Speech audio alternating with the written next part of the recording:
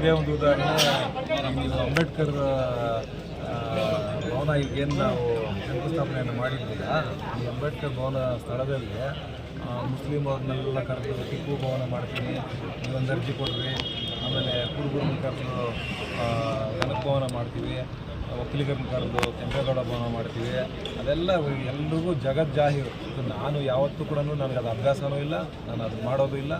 ಇವತ್ತು ಕೂಡ ನಮ್ಮ ಪಕ್ಷದಲ್ಲಿ ಇರ್ತಕ್ಕಂಥವ್ರು ಕೂಡ ಕೆಲವರೆಲ್ಲ ಯಾವ ಸಮುದಾಯದವರು ಅಂತ ಕೂಡ ನನಗೆ ಗೊತ್ತಿಲ್ಲ, ಅಂದರೆ ನನಗೆ ಅದರಲ್ಲಿ ಕೆಲಸ ಇಲ್ಲ. ಕ್ಷೇತ್ರದಲ್ಲಿ ಏನು ಕೆಲಸ ಮಾಡ್ಕೊಂಡು ಅಷ್ಟೇ ಮಾಡ್ಕೊಂಡು ಬಂದಿದ್ದೀವಿ, ಎಲ್ಲ ಅವರಿಗೆ ಸೇರಿ ಅವ್ರು ಮಾಡ್ತಕ್ಕಂಥದ್ದು. ಹಾಗಾಗಿ ಅದಕ್ಕೇನು ಹೆಚ್ಚು ಮಹತ್ವ ಕೊಡಬೇಕಾಗಿಲ್ಲ. ಈಗಲೂ ಕೂಡ ಅದನ್ನೆಲ್ಲ ಮಾಡ್ತಾ ಇರ್ತಕ್ಕಂಥದ್ದು ಅವರೇ ಮಹನೀಯರು.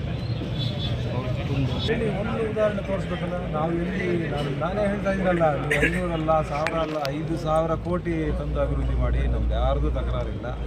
ನಾವು ಕೇಳ್ತಕ್ಕಂಥದ್ದೇನು, ಈಗ ನೀವು ಅವರು ಬ್ರದರ್ ಯಾವುದೋ ಒಂದು ಕಾಮೆಂಟ್ ಮಾಡಿದ್ದಾರೆ, ಅಂದರೆ ಶಾಲೆಗಳನ್ನ ಇದು ಮಾಡ್ತಾರೆ ಅದು ಮಾಡ್ತಾರೆ.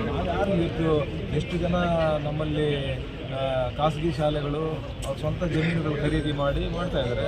ನೀವು ಖರೀದಿ ಮಾಡಿರೋದಲ್ಲ, ನೀವು ಸರ್ಕಾರಿ ತೋಪಲ್ಲಿ ನೀವು ಮಾಡ್ತಾ ಇರೋದು ಪ್ರಶ್ನೆ ಮಾಡ್ತಾಯಿದ್ದೀವಿ. ಈಗ ನಮ್ಮ ಈ ಭವನದ ಮೇಲೆ ಕೇಸ್ ಹಾಕಿದ್ದೀರಾ, ಏನು ನಾವು ನಿಮ್ಮ ಮೇಲೆ ಯಾವತ್ತೂ ಆರೋಪ ಮಾಡಿಲ್ವಲ್ಲ, ನಮ್ಮ ಮೇಲೆ ಆ ಕೇಸ್ ಹಾಕಿಬಿಟ್ಟಿದ್ದಾರೆ ಅಂತ. ಸರಿ, ಏನೋ ಕಾನೂನಲ್ಲಿ ತೊಡಕಾಗಿರ್ಬೋದು, ಮಾಡಿದ್ದಾರೆ. ನಾವು ಅದನ್ನೇ ಈಗ ಅಲ್ಲಿ ಬೆಟ್ಟದಲ್ಲಿ ಡೀಮ್ಡ್ ಫಾರೆಸ್ಟಲ್ಲಿ ಗುಹಾಂತರ ಮಾಡಲಿಕ್ಕೆ ಹೋಗಿದ್ರೆ ಕಾನೂನು ತೊಡಕಾಗಿದೆ. ನಿಮ್ಗೆ ಯಾರು ಪರ್ಮಿಷನ್ ಕೊಟ್ಟರು, ಯಾರು ಇದೆಲ್ಲ, ಯಾಕಂದರೆ ಅದು ಮಾಡೋಂಗಿಲ್ಲ. ಡೀಮ್ಡ್ ಫಾರೆಸ್ಟಲ್ಲಿ ಇರ್ತಕ್ಕಂಥ, ಯಾಕೆಂದರೆ ಇವಾಗೆಲ್ಲ ಮಾಡಿರೋದು 30 ವರ್ಷಗಳು ಇದ್ದೇ ಮಾಡಿರೋದು. ಅದನ್ನು ಪ್ರಶ್ನೆ ಮಾಡ್ತಾ ಇದ್ದೀವಿ. ನಿಮ್ಮ ಅಭಿವೃದ್ಧಿಗಳಿಗೆ ನಾವೆಲ್ಲರೂ ಕೂಡ ಯಾವತ್ತೂ ಕೂಡ ಅದ್ರ ಬಗ್ಗೆ ನಾವು ಮಾತಾಡಿಲ್ಲ. ಇವತ್ತು ನೀವು ಆ ಒಂದು DCC ಬ್ಯಾಂಕನ್ನು ಯುವ ಸಬಲೀಕರಣಕ್ಕೇನೋ ನೀವು ತಗೊಂಡಿದ್ದೀರಿ, 2 ಕೋಟಿ 82 ಲಕ್ಷ. ಇದು ಹಿಂದೆ ಹುನ್ನಾರ ಇರ್ಬೋದು, ಇದ್ರ ಮುಂದೆ ಏನು ಮಾಡ್ತಾರೋ ಅನ್ನುವಂಥ ಆತಂಕ ನಮಗಿದೆ ಅಷ್ಟೇ, ಅದು ಬಿಟ್ಟರೆ ಬೇರೆ ಏನೂ ಇಲ್ಲ.